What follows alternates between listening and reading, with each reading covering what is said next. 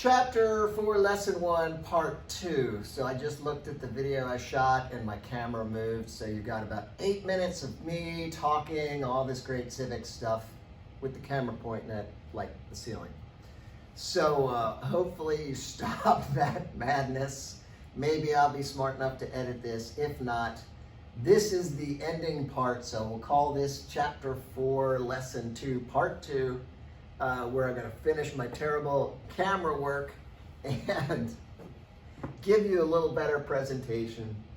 I'm not a pro, you can tell, so my apologies for this. Okay, well, we were talking about ancient Greece and ancient Rome. In ancient Greece, the city-state of Athens comes up with this idea of democracy 2,500 years ago-ish. Rome comes up with a government type called a republic.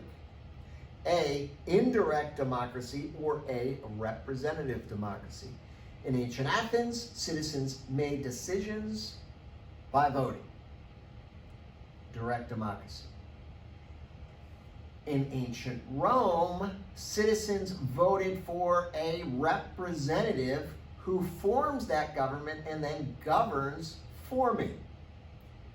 Direct democracy, I'm making direct decisions on what the government's going to do or not do. Rome, a republic, I vote for a guy, that person is my representative. A senator, that person goes to the Senate and acts as my governing representative. All right, cool. Like everything over a long enough timeline, Rome, as powerful as it is, falls. When's it fall? Call it 476, it falls apart, its power's over, it splits up. So we're going to focus mainly on Europe. What happens in Europe? Europe fragments into nation-states formed by different power groups and different ethnic groups, different countries. And what kind of governments are they going to usually end up with? Well, maybe some sort of oligarchy, maybe some sort of tyranny.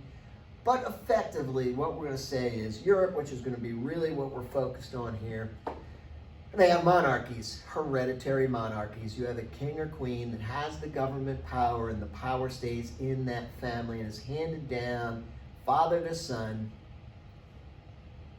mother to son, in that family, in that bloodline, hereditary monarchy. Great. So a lot of these monarchies were absolute monarchies where the king or queen had all the power, and effectively everyone else had no power and just said, yes, your majesty, whatever we had to do, right? Cool.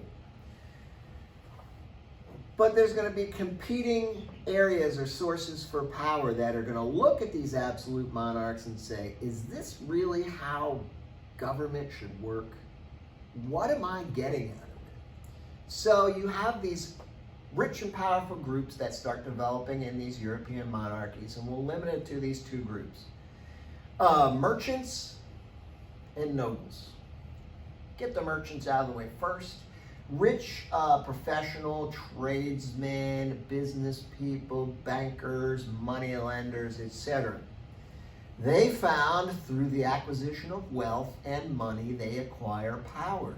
Now you have money and power, you start having the opportunity to scratch your head and look at cool things like government and say, why are we governed this way? And why do I have no say or power in this government?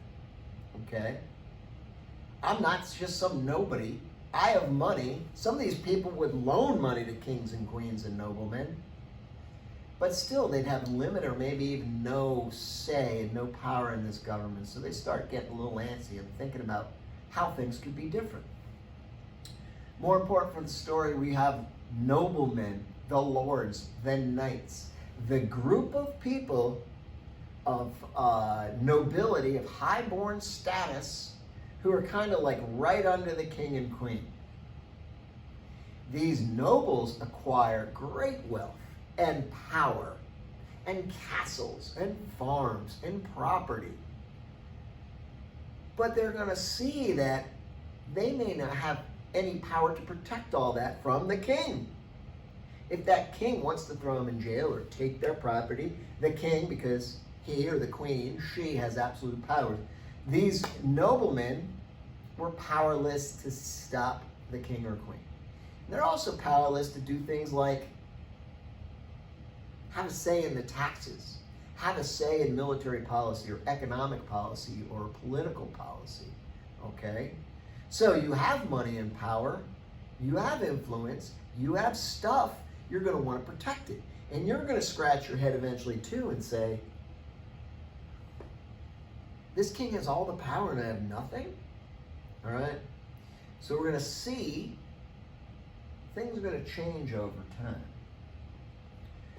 These people with money and power are going to want to protect their money, protect their power, protect their rights, and they're going to have a say in this government, particularly in things like the taxes they have to pay, whether the country is getting into an expensive war or not, how their property is passed down through generation to their children and grandchildren. They're going to really, really care about these things. And they can't tolerate anymore a king or a queen that has all the power taking stuff from them. So they're going to start thinking about, gee, how can this be different? Great. One other note I want to talk about. One of the reasons why everybody was kind of saying that this idea of a king or queen is cool and things need to be that way is they were convinced that's the way that God wanted it. It was called the divine right of kings.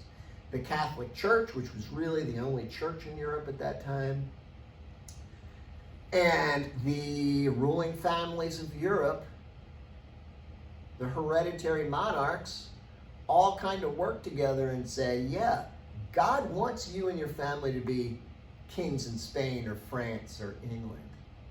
So you have a right to rule and you have a right to give orders, and everybody in your country should follow you, not just because you're the king, but because you're the king, because God wants it that way. That's going to be a hard, big hurdle for a lot of people to get over when they have to start questioning the powers of kings or queens. Because let's face it, if you're convinced your government is the way it is because God wants it that way, it's going to be tough for you to challenge that. Cool. But people start doing just that. So we're going to go back to 1215. Mean old King John. He's the king of England, and he makes his nobles very upset. How's he make them upset? He taxes them because he's going to go off and fight these wars, and wars are extremely expensive. He's going to take their troops. He's going to take their food. All right? He also is infringing on rights these nobles assumed they had and enjoyed for generations, dealing with legal issues and property and protecting their inheritances, etc. Well, King John is going to not respect these things, and of course he's also accused of doing things like kidnapping people, holding them for ransom, stealing the property of these noblemen. So these noblemen are looking around and they're like, hey, I have money and status to protect. I have a family to protect. I got my own soldiers. All the other nobles have the same problem with this king guy. Let's put a stop to this mean old King John, right? So they do. The nobles rise up, a little mini revolution. They basically corner him in the castle and they say, hey, look, King John, you want to stay the king? Agree to our demands. You don't agree, we're going to get you eventually, cut your head off. It's going to be a bummer for you.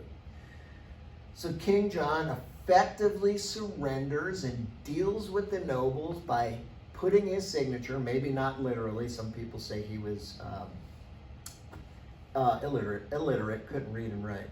But King John agrees to the Great Charter, in Latin, Magna Carta. He agrees that his power now is going to be limited.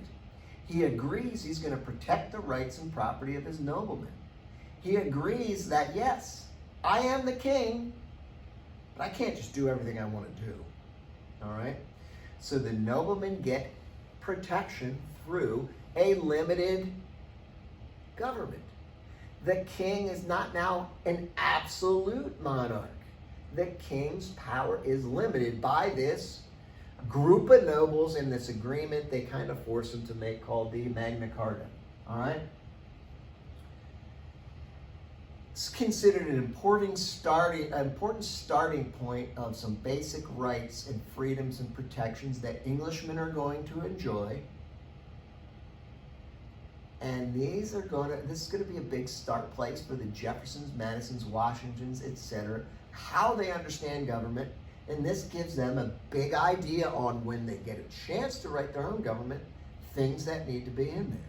This idea that, yes, government has to be limited. It cannot be all powerful, because if the government is as powerful as King John once was, King John can take your stuff, your property, your rights, and your life.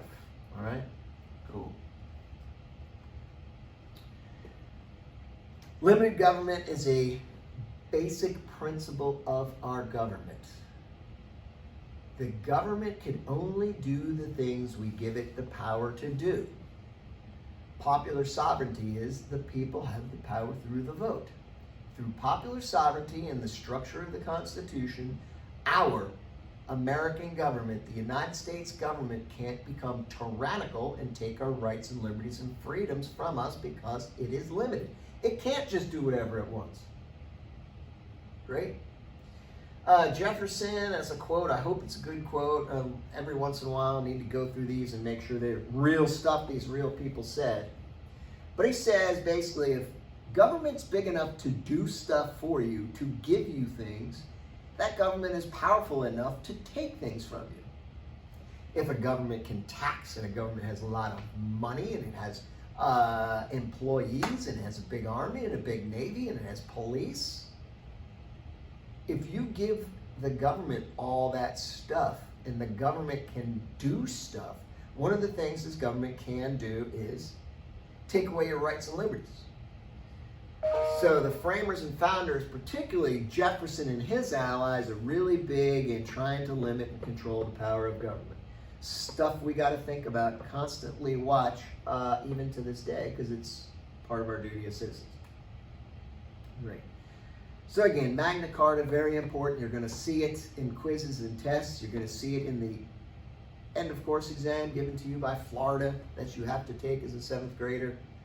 Part of your requirements to go in high school in the state of Florida. Magna Carta, Latin for Great Charter.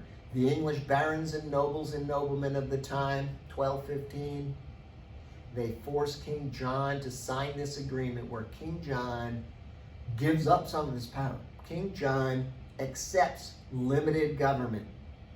And it starts, well, it doesn't start, it protects these rights that that Englishmen are going to count on for hundreds of years, and rights that our founding fathers and the framers of the Constitution are going to expect to be the minimum framework of our Constitution. So things like your property rights are protected. The king and the government can't just take your stuff, to include your money, away from you. So the nobles say, King, we get it. You are the government. You may have to do things like fight wars and run a government, so you can tax us, but we're going to have a say in it. We're going to have this council that could advise you and limit the taxation. That's going to turn into a legislature called the Parliament. And we see today, our Congress has the power to control these taxes over us. Cool. And how do we control Congress? Well, we vote for those people who can tax us or lower our taxes. Trials with witnesses and trial by jury. It's going to be a big right that Englishmen get through the Magna Carta and that we're going to enjoy today. Oh, did some study on this. Women couldn't be witnesses for these trials because, again, 1215, women were basically nothing and they weren't full citizens, but just thought that was interesting. Yeah, cool. So why do we care? Again, we care about the Magna Carta way back in 1215 because it establishes the idea of limited government, which is going to be an important idea to our founding fathers and in these founding national documents. Declaration of Independence, Constitution, etc. We realize that the way to protect a citizen's liberty is by limiting the power of the government. Cool. Makes sense? Magna Carta, limited government. Definitely going to want to know those things. Thanks for your patience in Chapter 4, Lesson 1, Part 2, after my camera mishap. If I get this edited all together, great. You'll never even know it except for me saying that. If not, you'll see these 2 separate videos on YouTube. Thank you, and thank you for your patience with my lack of technical skills. Bye.